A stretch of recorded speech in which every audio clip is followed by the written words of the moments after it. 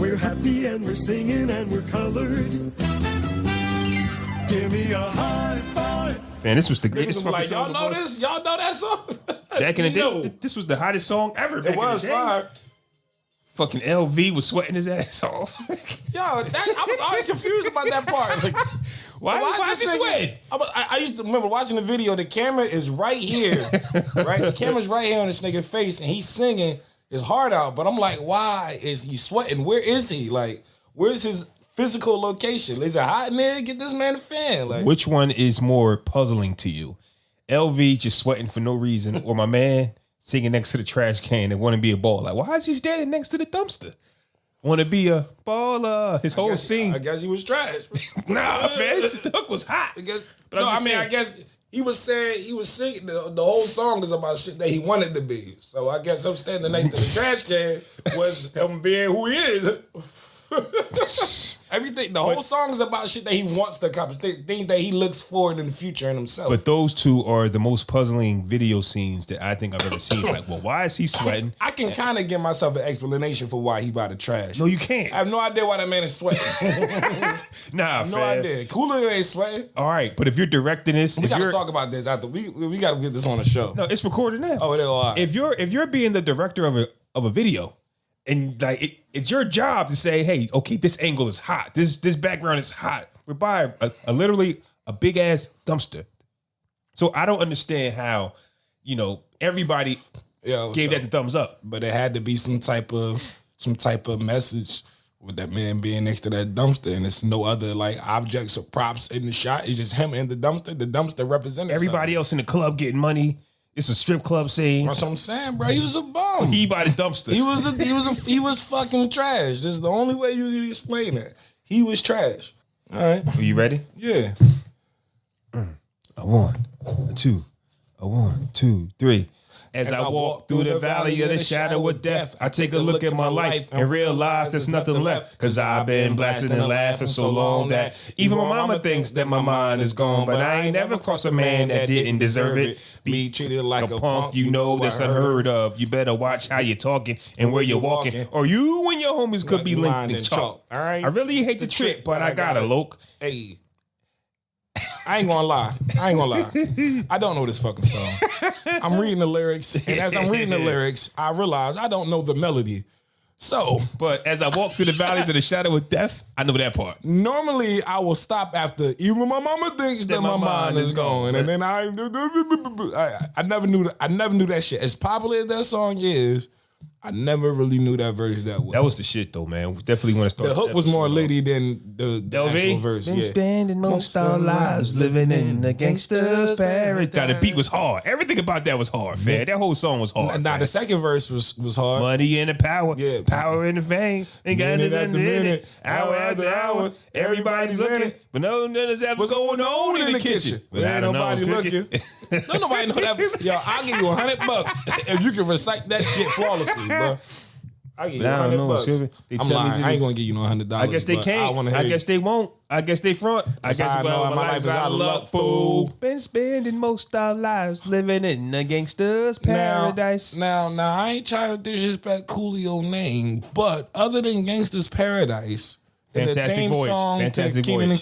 Fantastic Voyage. Come on. Yeah. And ride on the fantastic slide. That's all he needed. That's all he needed. That's a sample, right? That's not. Of course. I don't know what sample it's from, but if you Coolio, that's all you needed. I got 2 hits. If Montel Jordan can get away with 1, Coolio can get away with 2. Hold on now. I don't think you compare Montel Jordan 2 joints to Coolio 2 joints. I'm saying Montel blowing them. Montel had 2 joints. I'm saying if Montel can have 2 and just get away with it for the rest of his life, Coolio can perform Gangsta's Paradise for the rest of his life. Well, I would say, damn, that's fucked up. Rest in peace to Coolio. That's not how I meant it. But you know what I was saying. He did perform it for the rest of his life. The only thing I wanted Coolio to do was cut them braids. Other than that, I had no problem. That was his style. He was like the old dirty bastard of the West Coast, I guess. His own little style, own little thing. Yeah. If I was his friend, I would have highly encouraged him to cut those. Nah, bro, you're a brand. You're a brand. Like that's where your money is. You want to see Coolio and all of that. I forgot. I would have encouraged him to cut it before it became a brand. Yeah. Oh. Before you cut them shits, my nigga. Yeah, but shout out to Coolio, man. Rest in peace, Coolio, man. I don't think the cause of death. I didn't. Yeah, what happened? I don't even know. I don't know. I don't know how he died. I know that there was an article that I think a family member was going to explain what happened, but I never clicked on it. I'm not really interested. Rest in peace to Coolio. Whatever, it is what it is. Yo, you need to take a break from the gym, nigga. Your fucking bicep is ridiculous right now. You want to know the truth though? I cannot see it from this angle. My shit looks small as hell. It's because you ain't got no neck and your shoulders too big. That's what the fuck is going on. You can't look over that shit. I can't see that shit. I see a little ass arm. I'm not even gonna lie to you. I'm not even gonna hold you. I see it. I think that if I knew, I don't fucking. If I knew what was going on, I'd probably you know what I mean. But I'm about to start wearing sleeveless shirts more because my biceps don't get the love they supposed to get. I mean, my shit's lit too. You got on the muscle shirt right now. I'm in the house. I was sweating earlier. What's going on, everybody? It's your boy Flaw 700, aka Flaw Claw Van Dam, aka Flaw Cigar, aka your boy Dumb Some Goy.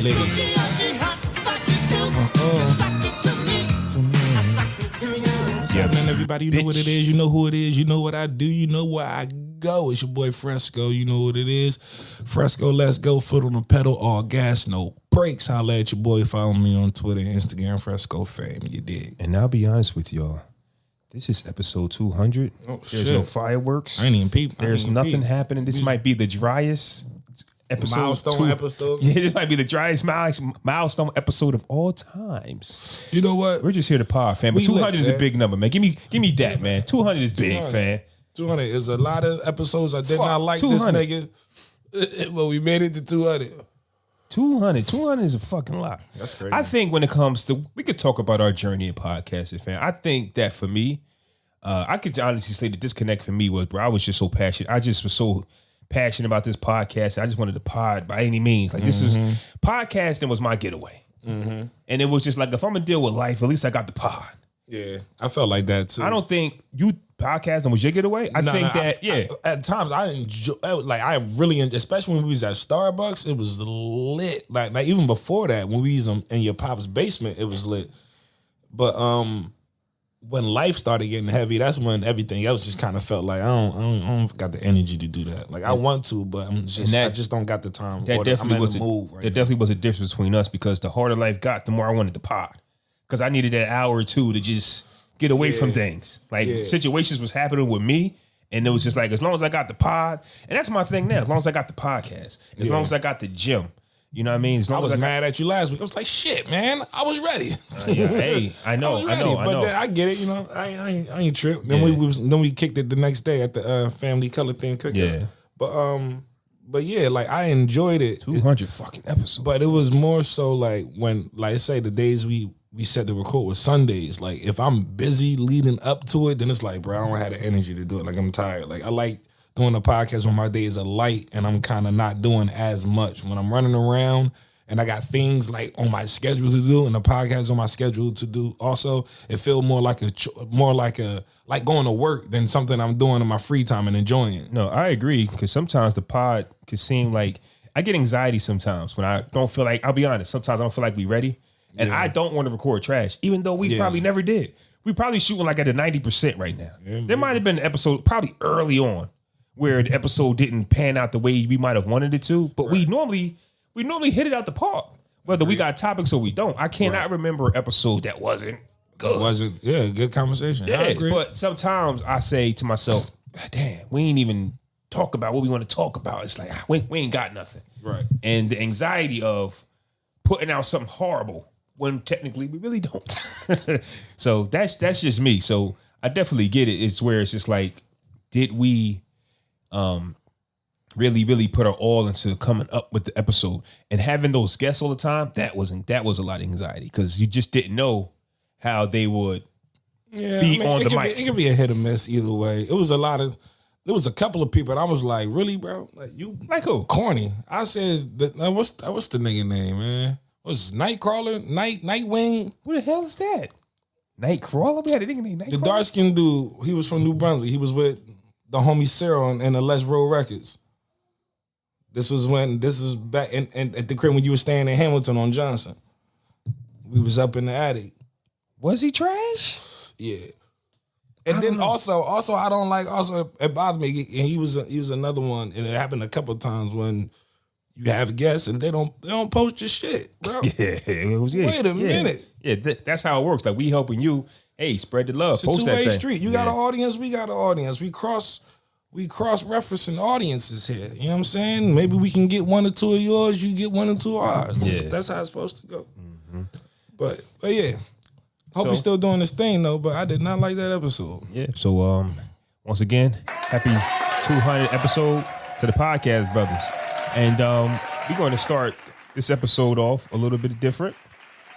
Can I please be blessed with the smooth sounds of JJ Icefish, please? Fuck with you, bro.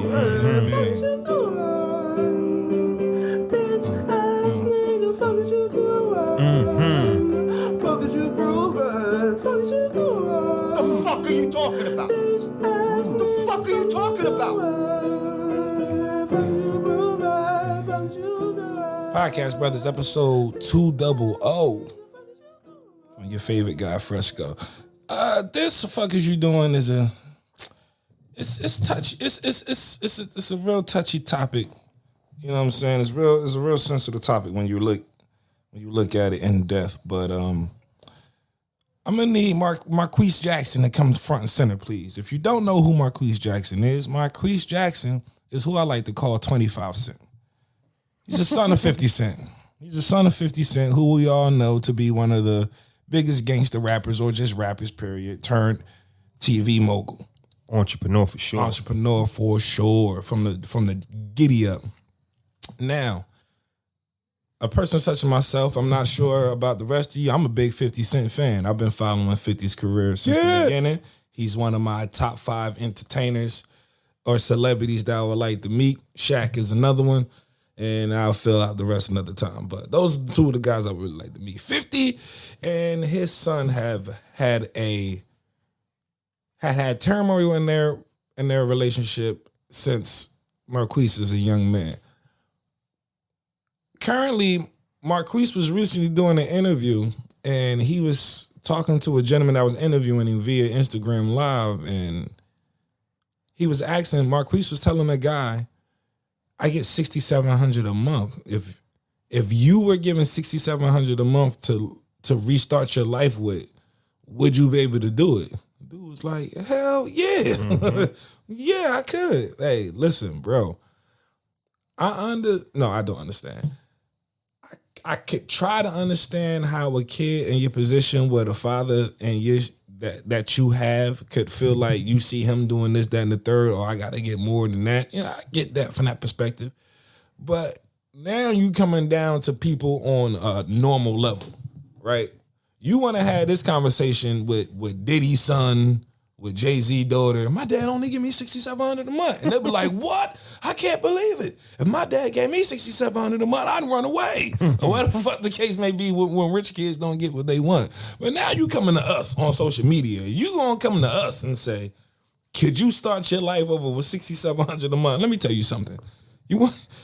Balling, nigga, all capital letters. What the fuck is you talking about? Balling, all capital letters, man. That is more than enough for a person to have stability in their life. That's $80K a year. That's not your average salary for a regular person, bro. You got to drop that down 30, 40 G's. You ask niggas if they can survive off that. Now you talking. Hey, man, listen, how we going to fix this shit? And this all stems from the beginning of their relationship.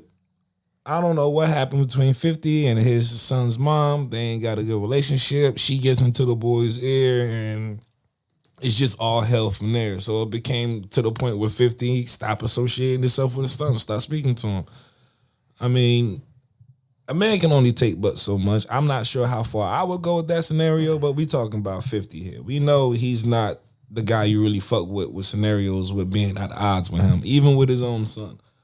So, Marquis, brother, all you got to do is get a part-time job that make $20K a year. Now you got $100K a year, bro. Now we balling. Do the math. We eating lobsters every night now. You know what I mean? So I don't feel no sympathy for you, bro. You getting $6,700. I'm not sure what your mom giving you, if anything. But if she was matching that plus whatever you can get from yourself, bro, you be well off, man. You be well off, bro. So for you trying to complain and make niggas feel bad for you from getting $6,700 a month in child support that you shouldn't be getting as a grown ass man, not sure how that work anyway. But we still want to know, fuck is you doing, man? Like, come on. Fuck is you, bro? Fuck is you, You gotta go have that conversation with the King Combs. He probably be sick his dad gave him $6,700. But you know what? The difference, I'm glad you brought up King Combs and all of them. The difference is when you associate yourself with the breadwinner. now, King Combs stay close to Puffy. So the world is your oyster. Yes. The world is yours, fam. Do what you want. You can do what you want. Do whatever you want. But he won't cross. He won't burn that bridge. He won't burn that bridge. He will not burn that bridge. That motherfucking piggy bank will be emptied out quickly. But Marquis, right? Yeah. If you guys remember, 50 Cent, when he first came out, Marquis was by his side. Yeah, he was in a Wankster video as a young boy and all that. He was there. And you hit on a good point. His mother got in his ear, point blank period. Mm-hmm. They think they deserve more. Mm-hmm. I've seen this happen plenty of times before. Now, the problem I've is... seen this happen with niggas with a 9 to 5. The problem is when you are getting that child support for 18 years, or Marquis is like 25, so if he's still getting that, he still has no reason to complain, fam. Right. But, you know, for that 18 years you're getting that child support, it's what do you do with that money? If you wait till... year 17. Oh, we gotta save money. We gotta figure this shit out. We gotta figure this shit out because you waited 17 years to not build your business, right? Not build your brand. You wanted to live like how he was living.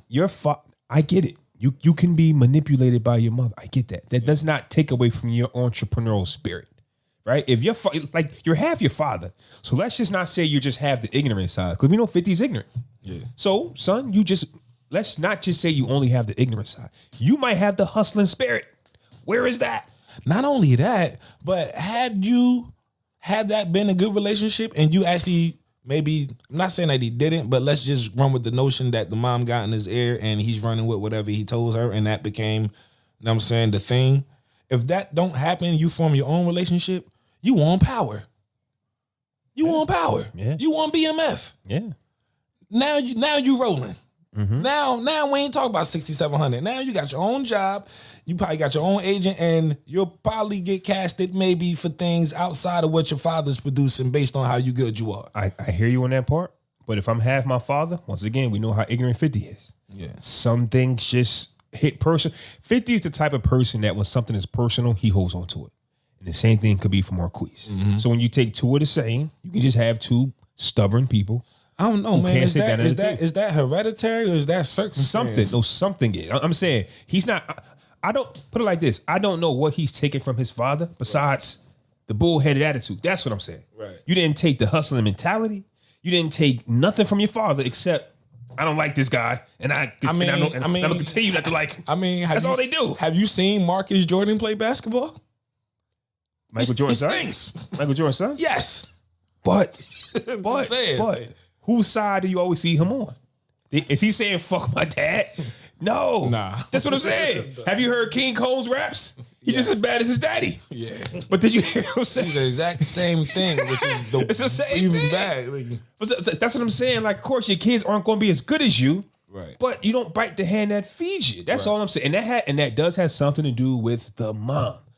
I remember, and I don't know if you remember, but I remember going to the store with a wad of food stamps. No, I thought you was about to say cash. No, hell no, I don't remember. Aunt Stephanie I remember gave them us food stamps. Though. Food stamps. It was like cash. Felt rich. Mm-hmm. We went to the store. This is how old this is. Remember when they had the clear Pepsi, the clear Pepsi? Yeah. That was the hot shit. Vaguely, yeah.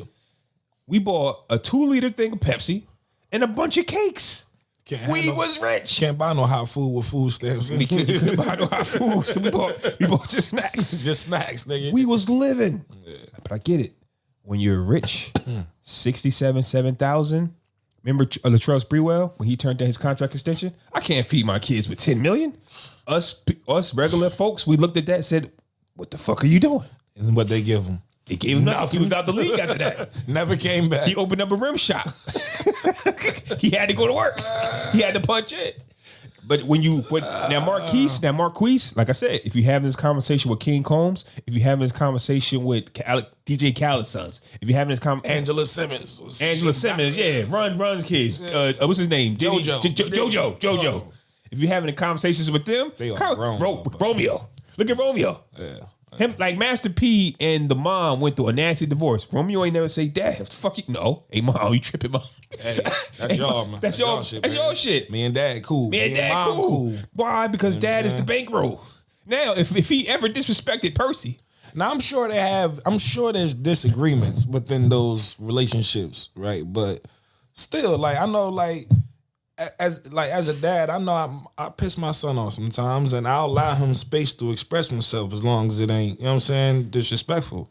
I'm sure it's like that too, because I don't want my son to feel like he can't express himself. I felt like that when I was a kid, and I hated that shit. I don't know how other black households was, but expressing yourself growing up, get your ass slapped quickly. Well, nobody's saying that. I'm just saying, like, and these are grown adults we talking about now. Right. Like King Comb ain't going to do nothing. But even because as young men growing up, as young kids growing up, and the young men, like whoever is that guy in your life, like we were saying earlier, like when you just be around people to a point or so much, y'all bump heads eventually. Like it's going to happen with a father and a son. I think it's different when your son is in his 20s. You talk to him like an adult. No. I'm just saying, like leading up to that point is going to happen. Well, no, it doesn't happen. It isn't all right, Dad, I'm 20 now. You got to stop talking to me like. But I think you'll see it gradually happen. I think that just comes with it. You get what I'm saying? Like my son is 21. I don't talk to him like he's 16. Unless a 21-year-old man. You get what I'm saying? He already groomed that. You already had those previous conversations. Okay. To shape him now, he be like, nah, we ain't even got to do that. But I'm saying, as a father, you still have to know when I gotta back up. That's still on you. Yeah, that's what I'm saying. Like if that's still you know your kid, and each point that they evolve and grow, you know who they are at that point. So you know how far to, you know what I'm saying, how to go, how much to aggravate them, or how much to get, how much to push them or whatever. Because let me tell you something. These kids can't wait to turn grown so they can tell you they're a grown ass man. I'm not doing that. I'm 21 years old, damn it. I'm not gonna kill that. Soon as they turn 18, they swear they ain't gotta do shit. So they ain't gotta do no chores. So, you know, you just got to take it different. Hey, yo, can you do me a favor? You know what I'm saying? Like, you got to talk to them differently. Before, when you're 17 and a half, hey, yo, take that goddamn trash out, fam. Why you take it out? But as soon as that, hey, yo, do me a favor. I'm still coming like that. Nah, fam, you can't. Man, get your ass up and take that trash out, man. Man, I'm 18. Give a fuck? Yeah, all right. Okay, then guess what? We button heads then. I'm telling you. That's what. When you listen, and then the old line comes into play. Nigga, when you get your own house, you can take the trash out when you want. Right now, you get your ass up and take the fucking trash out. Okay, so you kind of contradict yourself from what you just said. You still have to you got to talk to them differently when they hit a certain age. I mean, at that point, you're a grown man, right? So we talking. You can tell me I'm 18. I can tell you to get your ass up and do it. The fuck? What is it? I'm 18. Oh, all right, you're 18. I guess you're right. What I'm saying to you is I'm a grown man now. You can still tell me to take the trash out, but motherfucker, so am I. I'm the growner man in here. Get your ass up and take the trash out. I put my foot in your ass. Hey, yo, you want to hear something funny? What's happening? I was at the gym and your boy came on the screen. My boy who? Mr. I'm 40. I'm a man. Today's his birthday. So that was the caption. Come at me, I'm a man. I'm 40. I'm 40. Today's his birthday. He was riding for his team. But that was the caption. I'm a man. Turns 45 today. Damn, he only 45? I thought he was 50.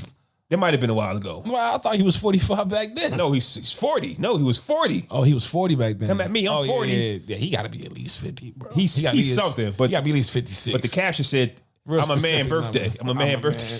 That's funny as hell.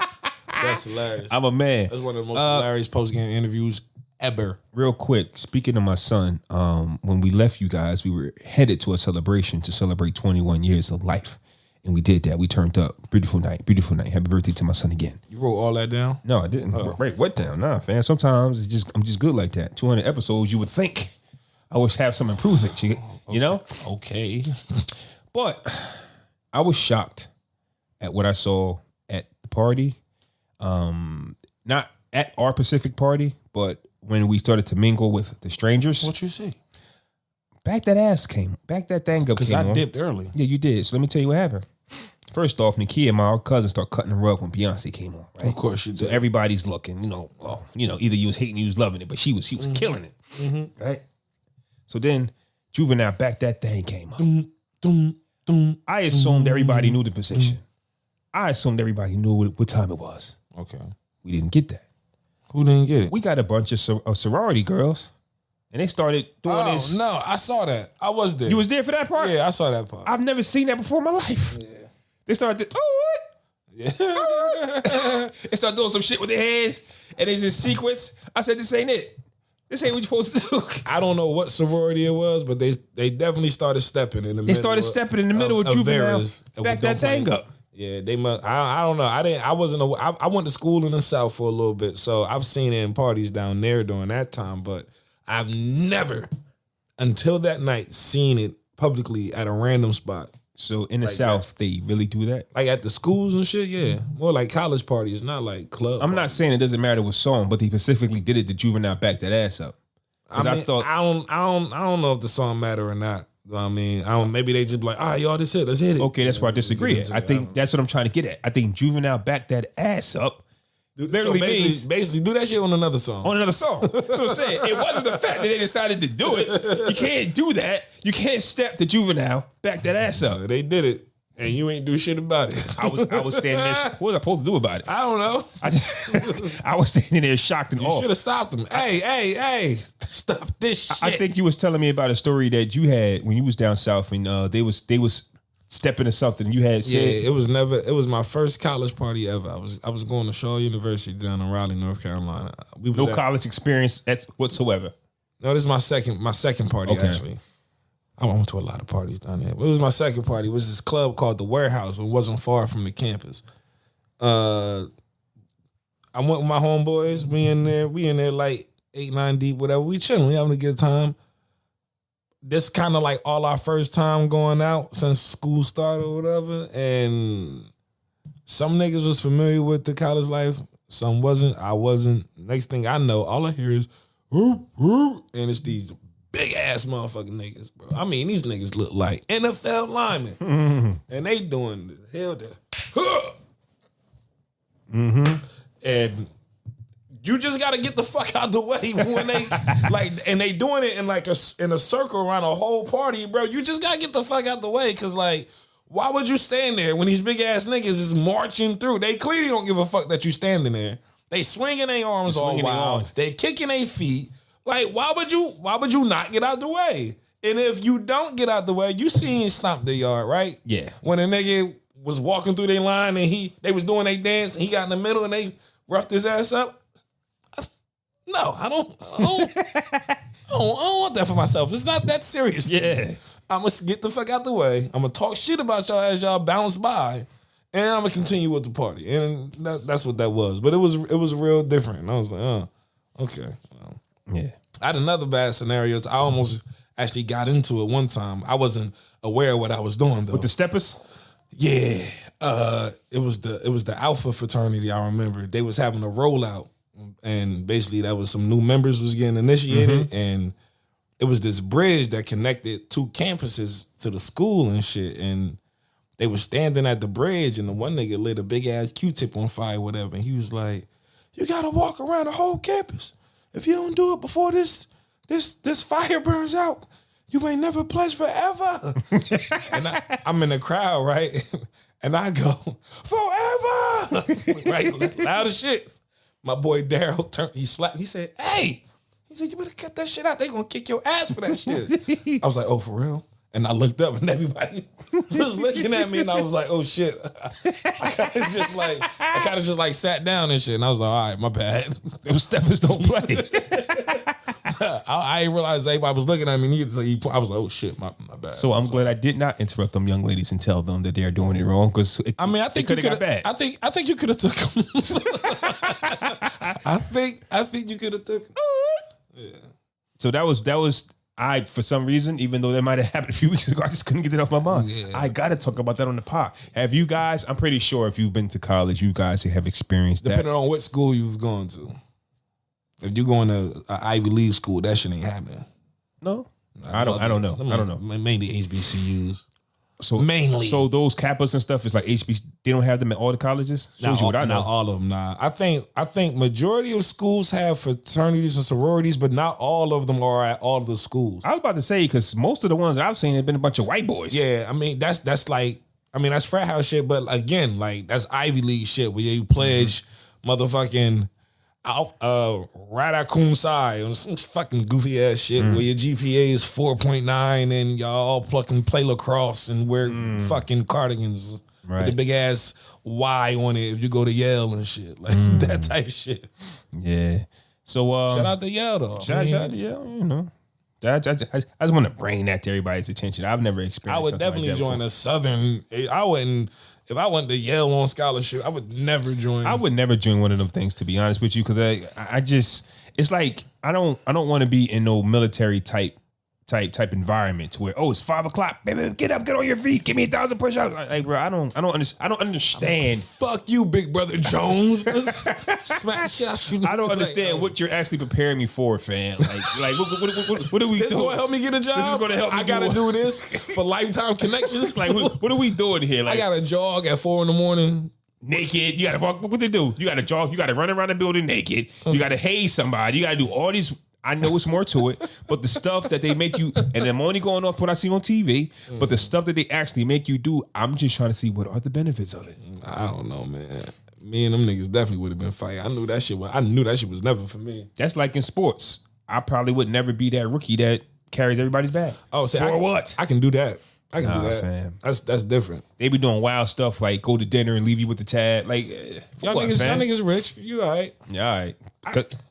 Cause my thing is, if I'm nice, bro, I'm gonna just be on the court. For all this other stuff here, ain't got nothing to do with nothing. Nah, bro, you got to pay homage to the vets, man. It's passage. Now this fraternity shit, I'm not getting paid for that. I don't see. And there's no guarantee that you niggas gonna help me get a job. I might not like y'all really. Yeah, I don't see. I don't know. I don't know what I'm qualifying for because I'm allowing you to make me look like a fool. I'm gonna ask Taj about that shit. I know Taj in the fraternity. He an alpha actually. I'm gonna ask him about that shit. I want to know what's the wildest things he had to do. I'm about to call that nigga right now. He ain't gonna answer, but I'm gonna call him. Matter of fact, if I call him, it'll come on the. Call him. I was gonna call him on Instagram. You think he'll answer that? I'm gonna ask him. I'm sure it's gonna ask him. Let me see. Damn, what's his name? Taj. Macaulay something. Oh yeah. I might have just called him, fam. Damn, you can't even hear him. Fuck. You call him now? I'm calling him now, but you don't really hear him. Yo, please leave your message for 60. All right. Hello, Taj? What's good? You're live on the podcast, brothers episode. What's going on? Taj, what's happening, brother? What's going on? What's happening, man? We talking about fraternities and joining that alpha stuff. And Fresco said that you're in an alpha, like fraternity. He alpha, right? You're in a Alpha Fraternity Incorporated. Yes. All right, so I got a question for you. What is the wildest thing that you had to do during recruitment, whatever it's called? During recruitment. The wildest thing? Yeah. Study? That's it? He lying. Study. That nigga lying. Oh, you can't talk about it? Study. Okay. That's what we do. Alpha with non-Haitian organization. That nigga got his butt cheeks taped together. I know he did. I don't know what you're talking about. They glued that nigga cheeks and fed him mad bad food. No way. I don't know what you're talking about. All right. That ain't happening. That's all I wanted to know because we was at my son's birthday party the other weekend. Back that thing up came on, and the girls started doing this fraternity dance, and I thought that was weird. That's all. They started stepping. Oh no, they started strolling probably. Yeah, they started doing some things. Yes, they do. So I've never seen that before. So then we went into this whole conversation about the wildest things that you had to do, and then your name got brought up. Yeah, Alpha Phi Fraternity Incorporated with non-Haitian organization. So okay. All right, my man. I appreciate you answering. He protecting the brand. I respect it. Yeah, Tell me we gonna call him back when we done recording. so he gets. I might be asleep. He said he might be asleep. All right, Taj, man. We appreciate you, man. All right, no problem. I appreciate y'all too. All right, bro. That's funny. Yeah, man. We should start just calling random people. It's like, yo, I've been thinking about that all the time. Hey, nigga, listen.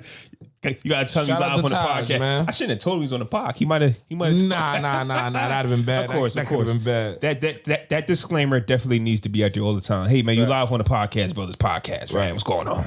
That's like wearing a wire, nigga. You call a nigga all recorded up for shit. Wow. Yeah. If you put it like Ask a bitch a wild question. Put it like yeah, that. I cheated on that bitch 10 times. Whoa, yo, we loud, nigga. all right, man. So where you want to go to now, man? Kanye West. I want to go to Miami, man. Oh, you talking top? Not traveling. Go to Miami. Man. Kanye been tripping, man. The Black Panther movie. Let's talk about Mr. West. Mr. West. Well, briefly, the question that I want to ask the general public is: can you criticize Yeezus if you're wearing Yeezys? That just seems to be the way to shut down any type of argument you have on social media. If somebody that you basically grew up on, or somebody that has affected your life in any certain way. They say, are you wearing his clothes, his shoes? Well, then shut the fuck up. Personally, me, I definitely like to separate black people when it comes to fashion. When it comes to fashion, fam, you can't tell black people nothing. You can be a slave master, and if your shirt is Gucci, if your shirt is fire, black people will wear it. It's the ignorance of us. You can tell how many times have he told us Tommy Hilfiger, not to wear Gucci. The Tommy Hilfiger was this and that. Ralph Lauren, like anybody you can name, probably does not like the color of us, right? And how many? And Fubu came and tried, and we rocked that stuff for a while, but for some reason we are attracted to what's bad for us. It's black people. I mean, maybe that shit just wasn't that good. What was the difference? I'm just saying, could be. I don't know. I'm just saying. I mean, it was hot for a minute. How does it become not hot no more? That's my question. Whose fault is that? Is that our fault? Is that the brand's fault? I don't know. When did Fat Albert on the front become whack? I don't know. Probably when niggas turn 18. Bitch, what the fuck? What kind of shit is that? What the fuck do I look like right now? Going outside with a sweater on with Fat Albert on that motherfucker from shoulder to waist. So basically what I'm saying is that's whack, nigga. Black people love their fashion. But what do you think about what people say? I just hate when just because it's black owned don't mean it's dope and it don't mean I have to wear it. I would like to support it if it's black owned, but if I don't like it, I'm not wearing it. Mm-hmm. That's just me, man. So what do you think about I like quality clothing? What do you think about saying, damn, Kanye, first off, what do you think anything Kanye West has done is wrong? Kanye is just fucking weird. I don't know what he got going on, but he makes a very comfortable shoe. I'll tell you that. He makes a comfortable shoe, man. I mean, fashion is fashion. I think people who make, like, if he was a rapist, no, I'm not wearing that shit. If he was a pedophile, no, I'm not doing that shit. Him expressing his views, you can say that, whatever, and I believe you. But as black people in general, I don't really care what charges somebody might have on them. People, music and fashion. That's why people still keep talking about R. Kelly, regardless if he's done the wildest things to people. He's made good music. It's hard to separate black people from music and fashion. Like those two are like iconic in our lives. You can watch it. Like when I would like personally, you like what you like, man. When I was watching like documentaries of James Brown, I saw what he did. I said, y'all really like this guy? Yeah. You know what I'm saying? But he's James Brown. I didn't grow up on James Brown, so it's easy to disconnect myself from James Brown. Right. I was not. R. Kelly got That's some fire records too. Like you come up with it and you get connected to it, then you find out and he did the bullshit. I'm so glad Michael Jackson was found not guilty. Jesus Christ. If he would have started off with, hey, he just got out of jail for he used to sex slaves and hold girls hostage. Oh, bitch, not listening to that. Yeah. You know what I'm saying? If that was his story from the beginning, oh, bitch, not listening to that. I mean, even though the nigga did go to trial for it in 2008. But who? R. Kelly. Well, we were still young. I think people was just caught up in the video. Oh, that's him. Ha ha ha ha ha. Nobody was really, just trying to. For some reason, everybody was just obsessed with the tape. Because I remember we had the tape and we all watched it. All me and my boys just trying to see if that's him. Back in them cheap ass VHS. It was him. VHS tapes. It was like bootleg, so it kind of wasn't like it wasn't. This was a 4 HD, definitely before 4K. So the quality wasn't the 2D, best. nigga. Yeah, we was watching some trash. Grainy ass trailer park. You really didn't understand how trash of a TV you was watching until HD came. The squiggly lines moving up and down on the When TV. HD first came, I said, I was watching that? What the fuck? Like, HD done changed the game. I hate watching old movies now. That shit made me upset. Yeah. So when we watched the R. Kelly tape, it was more like, yeah, that's him. Ha. So I just think everybody was just like, ha, that's him. And we was all young, man. We was like 18, 17 when that tape came out. So we wasn't mature enough to be like, I mean, but we only make up a small percentage of that. It was still a whole world of adults still. Well, I mean, he made Step in the Name of Love afterwards, fam. So once again, the music kind of, he made Feeling on Your Booty after that, fam. It was like, what can you do? Booty, your booty. I'm saying, man, like once you hear music, bro, once it hit you, man. And I think that Kanye West, as a man, I think, I don't listen to his music no more. I haven't listened to it. I found myself reciting a song the other day, but normally when I catch myself reciting a song, I go ahead and play it. I just be like, yo, Siri, blah, blah, blah. When I first started seeing him make these, first off, he wore the White Lives Matter t-shirt. After like a week before, then he was talking about how the white people are trying to brainwash his black kids. So that's one thing.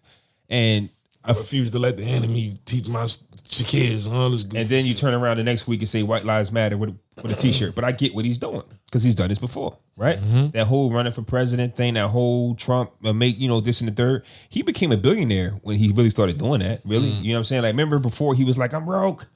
I'm broke. I need money, which 50 million in which is debt different. and shit. Yeah, because he was just trying to get his clothing line up. Then he went, when he went nuts, and next thing you know, he became a billionaire. Right. And then after he got his billion, he tried to come back to the community with an album with Donda. You get what I'm saying? So let me go back to my people after I made the money. Now something went wrong, right? Because now your net worth is billions of dollars, but that don't mean you got billions of dollars in your bank account. You're not Scrooge McDuck, buddy. Right. You're not swimming in the money. You're worth billions, but you don't have billions to spend. Right. So now what do? I got to get my business. Okay, I just left Gap. I partner my relationship with Gap, and I need to get my business. I need to get my clothing line off and running. What I'm gonna do? I'm going to play on the emotions of my people again. And then what I'm gonna do after that? He hasn't done his part yet, but it's coming. More music. Yeah, it's definitely coming. Gospel music, more love music, more music and then the people are going to say, "Oh, Kanye's back." I just have a problem with this guy that he keeps playing on the emotions of black people, because that's one thing that black people are. We are emotional and we get triggered with our emotion. And that's what he's continued to do. Obviously, it's working for him. You become a billionaire dealing with the fashion world. And then his last album, which you can say Donda 2 was his last album, but who knows what that was. But his last album, Donda 1, was nominated for Grammys and everything. So he's winning on both courts because he's playing both sides of the field. I've been over Kanye for a long time, because all of that you said is like, I think it's spot on and 100% accurate, but I don't have the energy to keep up with all that foolishness, bro. Once you do that bullshit, all right, well, you just over there, my nigga. Like, good luck. But he makes a comfortable show. Makes a comfortable shoe, Comfortable shoe, man. Pretty stylish also. Yeah, like I said, I really didn't want to go into deep details about what he's doing. It is what it is. I don't think he even believes what he's doing. Like, he might not even care what he's doing, because you can set the world on fire and still sleep comfortable at night knowing that you don't really stand for these stuff, but I know how to create controversy. You know what else? Oh, excuse me. You know what else? I gotta say this shit, man. I'm so tired of people confusing Black Lives Matter as like literal, as like Black Lives Matter more than your life, and coming up with an alternative phrase such as White Lives Matter, Blue Lives Matter, Asian Lives Matter, all this extra shit that didn't exist. You never heard said before. Somebody came up with the phrase Black Lives Matter, which was brought up as a direct result of the police brutality that was happening on a regular basis that we saw for a number of years on social media, spewed out for everybody to see. Protests came about, marches and all that, and the phrase Black Lives Matter came about to just basically shorten all of what I just said into one phrase, to allow people to understand that we do matter, stop killing us. But somehow our oppression turned into these motherfuckers being offended, and now you have White Lives Matter. Motherfucker, y'all the ones killing us. What the fuck are you talking about? I'm like, Cut it out. Knock it off, man. Knock it off. That's not what it was all about. It's not to say that white lives don't matter. It's not. Yes, white people being alive do matter. Asian people being alive do matter. Life matters in general. But on the particular topic of the police brutality that was happening on an alarming rate on a frequent basis, that's what that phrase meant. Basically, stop killing black people because our black lives matter. Because you're not killing anybody the fuck else. To put it in simplest terms, Yeah, and bitch. you would hate to talk to people as if they're children. But Black Lives Matter just means Black Lives Matter too. Black Lives Matter also. Black Lives Matter, just include us in this, keeping people alive. But at the end of the day, I was looking at a list of inventions that black people have invented that have always been stolen, right? Everything. Since the beginning of time, black people have been robbed of their ideas. So when you go Black Lives Matter, well, no, white lives matter, blue lives matter. It's just a continuing occurrence of when black people create, people imitate. Yeah. When black people create, others imitate. All it's you just the way it is. Elvis Presley ass motherfuckers. And yeah.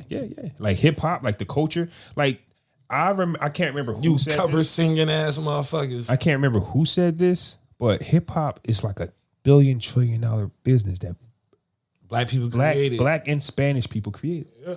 And we don't got nothing to show for it. Mm-hmm. Every time we invent something, it gets taken away because we're uneducated. And we fall for, because we're so poor, we're so uneducated, we fall for the crumbs. Now, if you came up in the projects or in your living conditions was horrible, you might take that $10,000 advance. Because for that time being, you get to eat and you get the floss. Let's keep it a buck, you get the floss. Mm-hmm. But that company saw that you worth millions. Mm-hmm. So you just sold your catalog for $10,000, that quick check. Yeah. And they know that. You're not going to bet on yourself when you haven't eaten in a week. Right. When you got kids. 2 days. Nah, I need Bills that $10,000 right now. What, you got 5 for me? Right. Oh, I need that 5. Well. You know what I mean? So at the end of the day, and it's always been stolen from us. It's all set up on purpose too, because motherfucker, that's how they control all this bullshit ass music that keep coming out.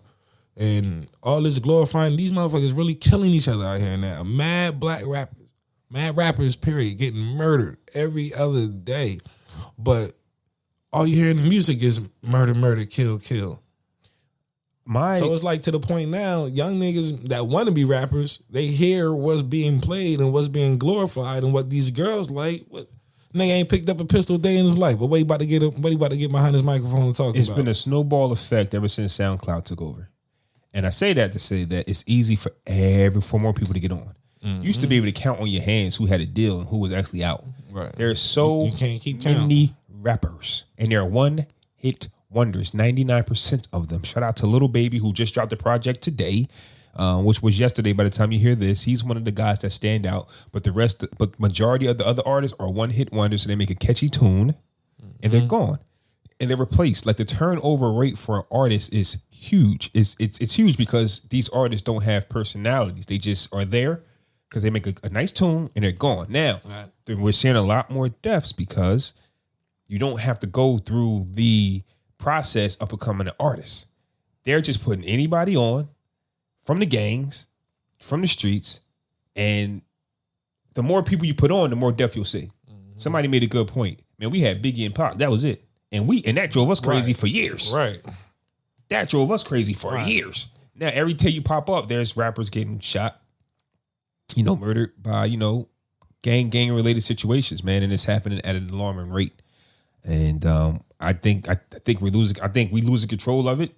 Like I said, you give people in bad circumstances some bread. You don't really care about what they do with the money. You just want their catalog. You just want them, their artistry, signing to terrible deals to begin with, and the record labels make money when you die anyway.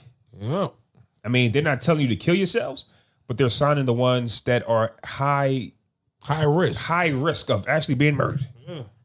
Yeah. So that is the game. We're going to sign these guys, and whatever happens to them, happens to them. We're either going to make money with them alive, or we're going to make money with them dead. It's crazy, and that's really where we at with that. I wonder how in tune with what's going on with the streets they are. They don't have to be no more. Remember, they used to have street teams who would go out there and do whatever.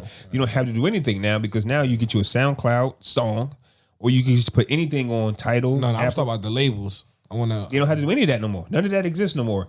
they used to have this thing where they used to actually groom artists. I can't think of the name, but you would get signed and you would sit there for years and watch people work.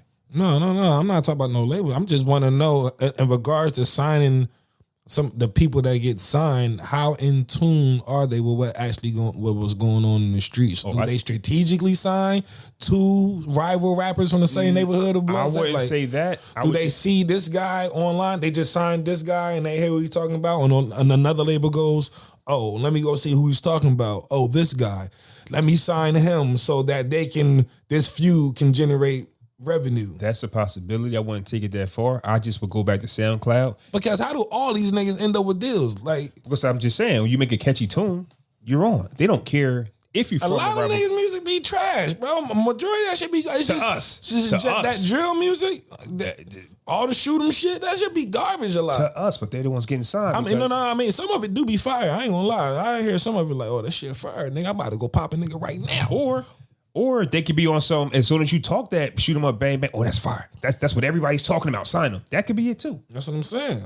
I don't. And if that's it, that's exactly it. So if that's the concept behind the deal, and I'm a label who's looking to sign another artist, and I'm looking at a rival label, and I see they artist, and I see that they going at this particular guy who hasn't been signed yet, let me go sign him so he can go back at this guy.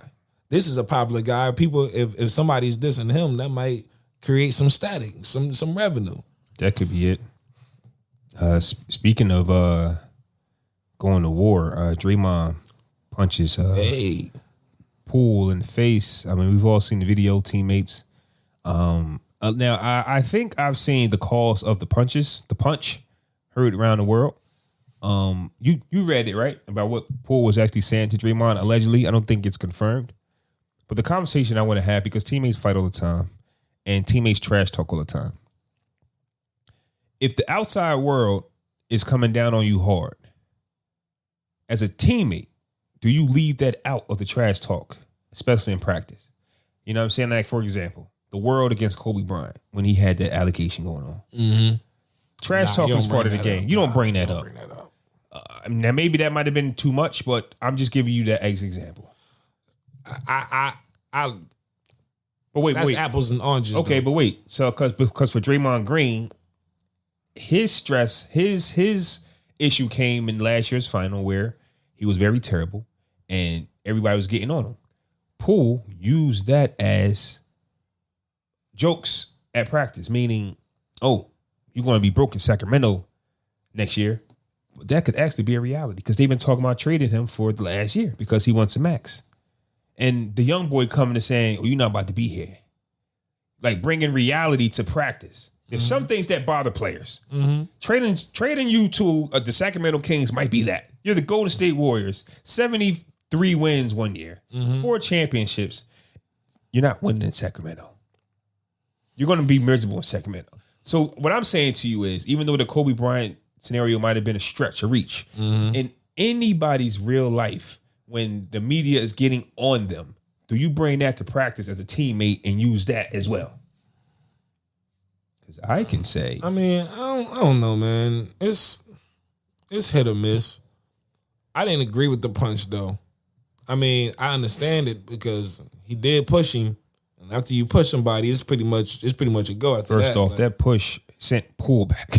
It did. You see the push? Draymond didn't even move. I don't know. I don't know. I thought I would think Draymond seems like he's heard much worse than that to me. He's never popped off on nobody else. I don't know if it's a personal thing going on between them that's brewing or what, or some little rival shit going on, but I feel like he's heard worse than that in his time in NBA.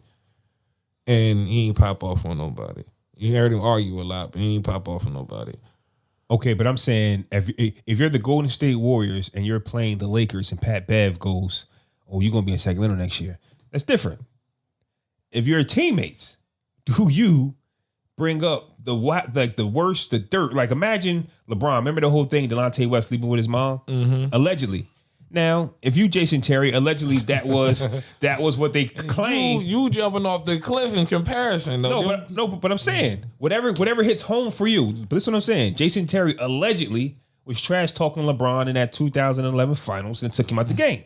What I'm saying to you is that fair for one of his teammates, LeBron James' teammates, to be practicing with him and saying, hey, I heard your mom. You know what I'm saying? You shouldn't say that as a teammate. That's what I'm saying. That's what I'm saying. I agree with that, but again, whole different scale of disrespect. If Draymond feels like That's why your ass going to Sacramento, nigga. I can say that jokingly. You going to Sacramento if you don't say enough. but there's truth to it. You about to ship me to Sacramento. All trash talk has truth to it. All trash talk has truth to But it. if that's my sweet spot, that's what I'm saying to you. If that's my sensitive spot, That's not my fault. You weak about it. Ain't my fault. You weak about it. maybe it's a maybe people. That's the whole trash. That's the whole point of trash talk. That's the whole point of trash talk. Like, if we talking trash, yes, there is a boundary, but I don't think that was it. You going to Sacramento, you better stop fucking around. But that could be the truth though. That's all I'm saying. If you could say, Draymond, I don't know, because I think he might have mentioned something about free throws being missed too. And now I'm saying when you touch on something that is the truth, you're supposed to keep that away. That's like, once again, this might be a reach. And not only that, but they won. But this might. I want to be mad. But this might be a reach too. When Kevin Hart and Kevin Garnett. No, Kevin Hart. I'm talking about Kevin Hart when he got caught cheating on his wife, and everybody was getting on him. But he got mad at Mike Epps for speaking on it because you, my mans, you're not supposed to speak on the real. That's what I'm saying. There's certain things that everybody else can say to me, but you're not supposed to say to me. Right. And that's where Mike Epps and Kevin Hart had a disagreement. Like, he really got mad at Mike Epps, but he let the world roast him because guess what? I got caught. I'm stupid. Remember he was in a hotel with Shorty? Yeah. Him and Mike Epps got into it because Mike Epps had an opinion on it. Whoa. You my friend. Yeah. You don't talk about that. You get what I'm saying? Yeah. That's all I'm saying. Like, I agree, but them niggas ain't friends, are they? yeah, they were friends. Poole and Oh, Poole and Draymond? Well, they just teammates. Yeah, like it's not you bringing up shit that ain't the same thing. But I just don't agree. I understand what you're saying, but I don't agree. All right. I understand. I don't agree, man. Like, I definitely think some things should be left off. We big boys, man. You at the end of your career anyway. We just won the championship. Niggas, yeah, you going to Sacramento, you'll be all right. What the fuck? Jordan went to the Wizards at the end. Jordan nigga. chose to go to I mean, but he ain't Jordan. At the end of the day, nobody. Draymond ain't one of the game's greats, man. He has a great role that he played with the team, and he played a phenomenal role, but he ain't one of the greats, man. And you see a young boy coming up, about to take his spot. Of course, he can't take his spot. It's the game. It's art.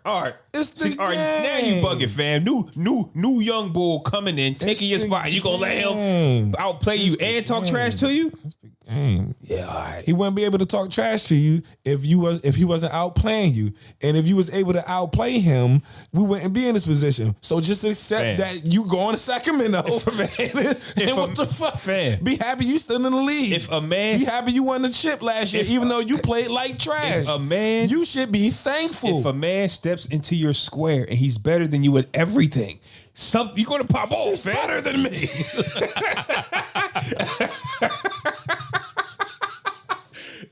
If he steps into your square, I'm not gonna pop off. Yes, you are. If I know he's better than me, I'm not. Well, you gonna go home and punch the air. You're gonna do something, fam. Man, I'm gonna go home and count my money, bro, and roll a blunt and kick back, bro. Life is good. I'm not pop off on no young boy. You supposed to be an OG. Well, obviously, he stuck him good because he stuck him real good. And listen, put him to sleep and caught him. That ain't the type of punch you give somebody that they forgive, bro. That's never going to be resolved. Yeah, I'm not forgiving that. Somebody punch you like that. Whatever was there is gone. Like people talk about when Jordan punched Steve Kerr. There's no footage of that. Steve Kerr can get over that. Right. But when you put that punch on social media, yeah, man, I gotta live with that. Social media is forever. Are you letting your girl go through your phone?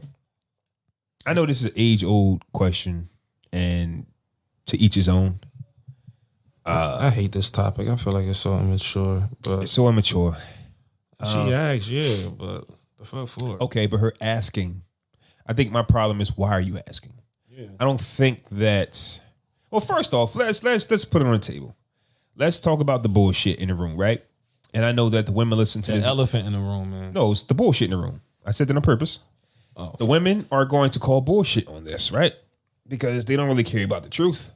I'm looking for the Bullshit. Yeah, the bullshit in the room, right? Bullshit. People have locks on their phones because your phone now carries a lot of personal information. Especially if you use Apple Pay or Google Pay, you might want to put a lock on that. So can't nobody just, take your phone and buy some shit. You lose your phone, you have access to everything that's in your phone. So you put locks on your phone. They encourage you to do that. It's not about, as a man, you're hiding something. What it's there for, they actually encourage you to lock your phone, right? To protect it. Women got locks on their phone too. But for women, 99.9% of women say this. Yeah, I got a lock on my phone, but I can give it to you right now. I didn't ask you that. I said you got a lock on your phone. Everybody does. That's how it works. If you do not have a lock on your phone, then you slip it on your back. Yeah, okay, that's better. You're goofy. But everybody has a lock on their phone. So for me, okay, so let's eliminate that. So when I say, hey, are you allowing your girl to go through your phone? What does she need to use it? You want to make a call? You want to make a call? We actually have the same phone, so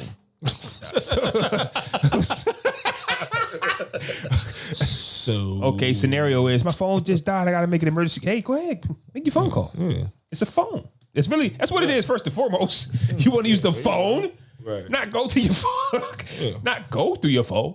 Do you need to use the phone? Sure, right here. I don't know, man. I Make a phone call. I just feel like if you ask me something and I answer it and then you say, let me go through your phone, I feel like that's disrespectful, bro. Unless you got proof of me lying, like I don't know how to explain it for sure, but if you ask me, I'm going to tell you what's happening. And once you step over my answer, I feel ultimately disrespected because why isn't my word and what I'm saying good enough? What the fuck do you think you know that me telling you this ain't good enough? It bothers me. I'm not that way. I give it how I want it too. So if I was to ask you a question about something I had on my mind and my heart, if you tell me, all right, I'm gonna take it. Unless I can go, no, bitch, here's the fucking manifest from 2 hours ago where it says you were at this point and you said you were at this point, bitch, you lied. Like I ain't got that type of We don't backup. got it in You know us. what I'm saying? Like, I ain't got that type of backup. So once I get my answer, I'm like, all right, and I'm gonna put it in my back pocket. I'm gonna accept it and put it in my back pocket and see if anything's different moving forward. That's really it, bro. I'm not a fucking cop. I'm not about to play detective and try to glue this shit together. I ain't got time for that, man. I totally agree with that. Don't got the time. I ain't no fucking cop. If you tell me you are where you are, then that's where you're at. Now, if I happen to be somewhere near or somebody call me and say, hey, yo, you at the movies? Nah, well, what's up? I'm at the crib. Oh, I just seen your shorty walking the movies. Something, dude, I thought it was you. I tried to call you, but you ain't turn around. Oh, word? What theater you at, my nigga? You know what I mean? But, No. I definitely agree. You know what I'm saying? Like if it's handed to you like that, where I don't have to do no investigation, right? Then yeah, I'll look into it. But if I'm like a woman's intuition, right? And I said this before in the pod, I believe. I said this somewhere. It's not always right, but it is. But when it's right, they go, I knew it. Right. You was wrong 99 other times. Now you knew it, but now you're right about this one. So the question, if you were a lawyer, bitch, you would have been fired. So my thing is, I know there's couples that have access to each other's personal belongings, and that's fine. I'm not saying that that has nothing to actually do with this. But I'm saying if your girl or even your man, because anybody, you know what I mean, doesn't matter what gender you are, you could have issues to where, hey, I feel something. I need to go through your stuff to see if I'm feeling what I'm feeling. You get what I'm saying? So if you're sitting, and it's crazy too, because if she feels something, whatever the fuck that is, and she go through your shit and ain't nothing there, it's not. I'm sorry, baby. I shouldn't have doubted you. It's definitely not. You probably just deleted it. You got away with it this time. You know what I'm saying? Yeah, right. it's this time, and that's my biggest problem with it. Yeah, that fucked me up giving too. you my phone will fix nothing. Right. Because in your mind, you must have deleted it. Or I must have not found it yet. And let's take it a step further past phones. This is bigger than phones. Like phones have not always been bigger than Nino Brown. It's bigger than Nino Brown. Phones haven't always been the thing. But as people, we have a tendency to look for things until we find what we're looking for. And then you go, well, you found what you're looking for, right? After hours and hours of searching. Like, if it's not on the first page. After weeks of cop work. After weeks of cop, I knew it. Right. You knew what? We wasn't even together. What did you find? What is it? What did you find? And if it took you that long to find it, I mean, let's keep it a buck though. Like I'll say me personally. Like I don't know what's in my phone that hasn't been deleted. You get what I'm saying? Like sometimes you might move on. You got so much shit on the phone. It might have saved somewhere else. Like, oh shit, I didn't know this was still here. Right. I didn't know I still had this. I didn't know this was still on my phone. I deal with that. I used to deal with that all the time to where I was like, oh shit. Like with the MacBook. And sometimes you'll have your phone connected to your MacBook. Mm-hmm. I just recently seen this fucking text message from people from 2018. It just got the number by it. I'll be like, what the fuck is this? You get what I'm saying? But sometimes some things are in your possession. You didn't know was in your possession. Basically, what I'm saying. Nah, I clean my shit out, but I didn't even know the shit was fam. I just got clean my shit Apple right on out. I just started really messing with Apple. I used to be an Android head. Yeah. So when I realized that the fucking text messages on your phone go to your computer, I said, what the fuck is it? You don't know. You don't know. I knew. I knew. So for my thing is, if it's done with with negative energy, I'm gonna say no to anything. It's not just about the phone. That's me. Yeah. You get what I'm saying? But if you are in a relationship, both of y'all got access to each other's phones and you need to use it. I'm just not in the monetizing thing. I don't need nobody watching me like I'm some child. This is just me talking. But if you're with me, monetizing. If you're with me, micromanaging. If you're with me, then you're with me. If you're really sitting there thinking about what I might be doing, you might got to question if this is for you. Yeah. That's me. Be happy. Relax. But we're thinking of... Unless I give you a reason, man. That's the only thing. But we're thinking the energy... We're thinking of the energy that we use, though, honestly. If we don't see a problem, we're not thinking of a problem. Not necessarily. Not me. I mean, I'm pretty... what's the word I'm looking for? I kind of dissect things people say and see if anything stands out. So I'll be listening and kind of watching for the bullshit, but I'm not necessarily looking for it. Like, I'm alert to shit going on around me and I'm aware of what's happening. Some things just pop off like ding. Oh, yeah, you said that? Right, exactly. You know what I'm saying? So I'm not necessarily looking for it and I ain't going through people's shit, but I'm paying attention to habits, words, you know what I'm saying, mannerisms and body language and shit like that. So that more so gives me an idea what the fuck is going on. Then I don't need no phone. I don't need to snoop through your shit. I'm listening to you talk. I'm paying attention how you move. I'm looking at you right in the eyes and I'm saying bullshit. Yeah, I'm just watching your moves, bro. That's it. Like, your habits tell you more about a person than whatever the fuck you think you're gonna find on their phone. Just pay attention. Yeah, just pay attention and see, like, you know what I mean? That's a fact. That's it. That's the actual fact. Forget the phone. Like, people in general, they have a tendency of not being consistent, right. Energy changing, like, oh, something ain't right. Mm-hmm. And, that is what it is from there. I don't need the phone. Because guess what? Yo, why you do that? Why you keep doing that? Why you doing what? You keep doing this thing where you say this, but then you keep doing exactly what you say you don't want to happen. Why you keep doing that? I don't know what you're talking about. All right, now I'm just playing games. Don't need no phone, baby. Don't need no phone. All right. What do you mean? I hate when... Nah, fam. You hate the what do you mean? I know you not talking. I am. Don't bring up what I did. God. This is about you right now. I know you not talking. That shit made me want to choke myself.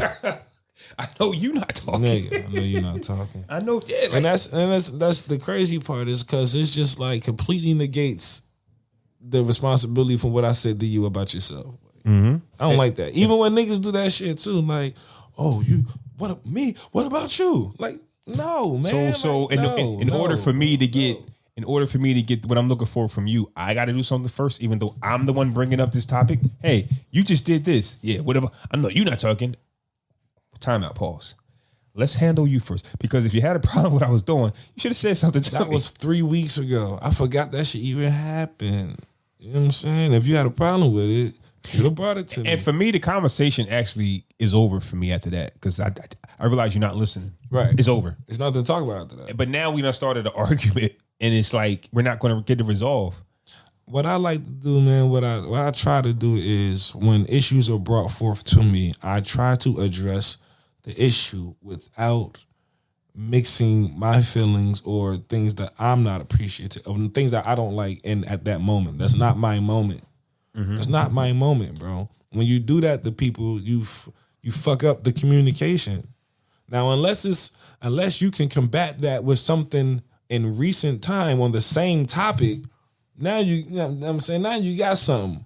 Well, bitch, you did the same exact thing yesterday. Fuck is you talking about? I just did what you did. Yeah. You know what I'm saying? But if you gonna bring up some shit that happened 3 weeks ago on a completely unrelated topic, man, I'm about to step on your big toe. Yeah, it's definitely not related. It's not relatable, but it's you escaping your embarrassment because now you on blast. Right. And this is what happens. You gotta be able to eat that, man. And this is what happens when, a lot of times you always want to talk you always want to talk about what somebody else is doing. White man asked her to open the mouth, she's opened the mouth all day. Yeah. Oh man. So I'm not gonna stay on that topic too much longer. Like Fact to be black to be actually. Huh? I'm just saying those is all facts. Yeah, to us, there's women who can listen to this and go, let's turn on here for y'all. Let's turn on the microphones and speak our piece. Like, you know what I mean? Here for y'all right now. If you don't agree, bitch, flee. If you don't agree, bitch, flee. Before we get up out of here, man, one of the greatest movies of my lifetime is coming out with a sequel, man. My life. And I know that was the original movie had a huge impact on us. I remember we did like a whole episode on it one time. Yeah, facts. Wakanda Forever. That was the shit, fam. We was throwing up Wakanda Forever signs. I remember like all the top 5 who can't come to Wakanda, who can't come to Wakanda. Who can't come to Wakanda. We might have to revisit that in November. I think so. Kanye West definitely can't come to Wakanda. No, I don't know if he made the list last time, but he ain't coming to Wakanda. Nah, he ain't coming to Wakanda. Fucking Candace Owens. I was going to say it. I was going to save it for the episode, but Candace Owens can't come to Wakanda. Fucking who else can't come to Wakanda? I'm about to think of a couple people. Yo, Drake right can't now. come to Wakanda, fam. I don't want Drake in Wakanda. Why fam. not? I don't, fam. I just don't want Drake in Wakanda, fam. He's not welcome, man. That could be the hater in me, but it's just something about him that's not Wakanda like. I don't know. I started to say this person, but I just recently read an article about him. This nigga almost damn near drowned himself trying to do a magic trick. Yeah, you seen that shit? He can't come to Wakanda, I was trying to, based off his dance moves, I'm like, but I don't want to see that in Wakanda. His entertainment value is down. Like, what's the purpose of him, fam? If you're not gonna be a regular peasant, then we don't need you, J. How did his head get so big? Like, what the fuck? How did his moves get so lame? Was they always that weak? Man. I think he was always that weak, bro. You need to do two fuckers you doing. Why the hell was he doing? Why the hell did he stay in the water long enough to pass out? So he was trying to do a magic trick. Obviously, apparently based on the article that I read, he has a fear of drowning. So he tried to overcome his fear by doing a magic trick instead of just fucking going swimming like a regular nigga. I don't know what the fuck that is. Nigga locked himself in a box to overcome his fucking fear of drowning. That's the stupidest shit I ever heard, my nigga. You could have gotten a kiddie pool, my nigga. Like, that would have helped you overcome your fear of drowning. At least you can control when the fuck you get air or not. So he couldn't control that part. He was locked in a box. So they said, but what was he thinking? He was trying to. He was in the water for like 10 seconds before he started beating on the shit like let me out or whatever. They let him out. The nigga unconscious. They rush him to the hospital. Man. Like, what the fuck, bro? I read that whole article. I'm reading it, shaking my head like, what the fuck, like.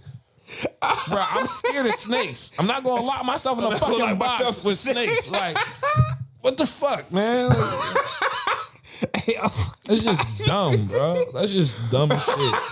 I'm scared of whales. I'm not gonna lock myself in a fucking portion of the ocean or somewhere in the aquarium in a fucking whale tank. I'm just not gonna do it. But Black Panther 2, Wakanda Forever is going to drop November 11th. Have you seen the previews? I've seen the one. I think there is 2. Honestly, bro, I wasn't really too moved, man. I'm gonna see it, but without the original Black Panther, without Chadwick, I just don't feel the same about it.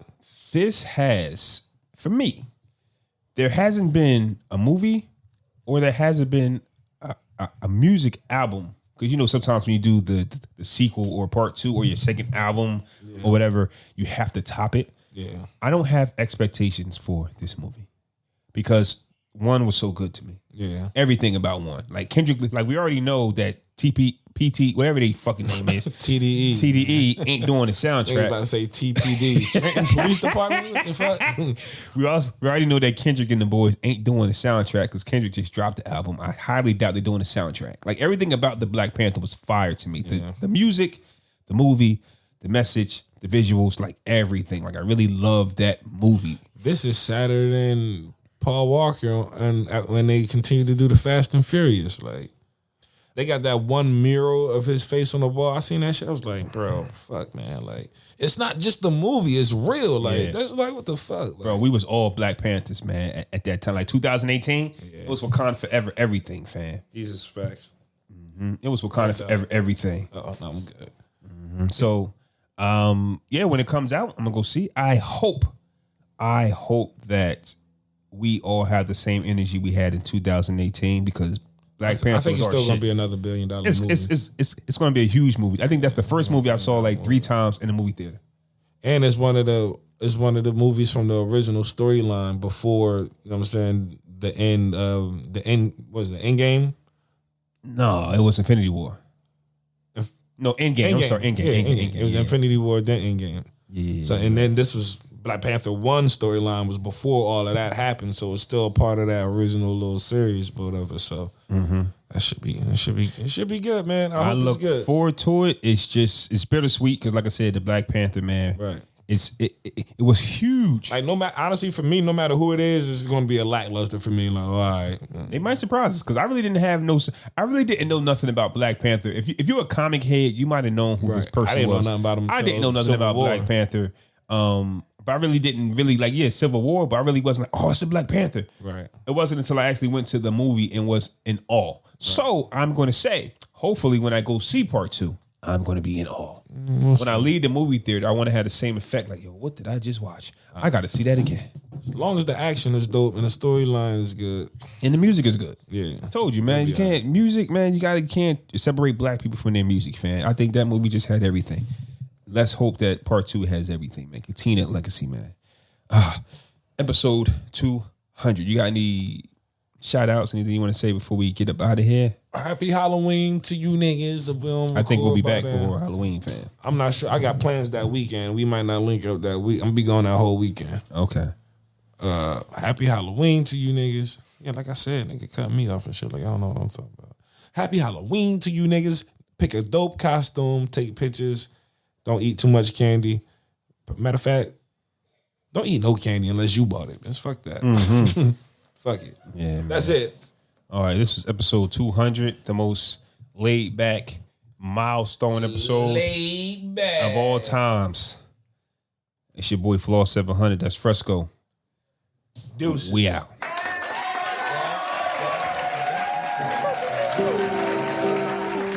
Fuck with me,